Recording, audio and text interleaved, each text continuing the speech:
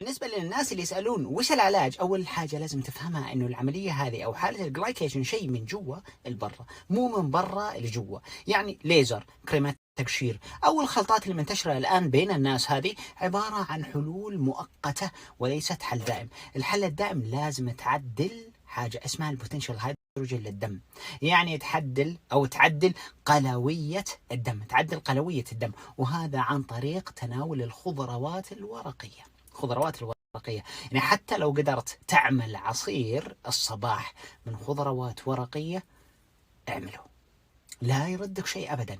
في عصارة اسمها عصارة على البطيء أو العصارة على البارد، لو تروح أي محل إلكترونيات بتحصل العصارة هذه، خذها حطها عندك بالبيت. شوف، ادخل اليوتيوب واكتب أنواع العصيرات، عصيرات الخضار مش الفواكه، الخضار مش الفواكه، وانت ضبط لك كومبينيشن معينة، مجموعة من الخضار، وافطر عليه، وقبل أي وجبة رئيسية كل سلطة.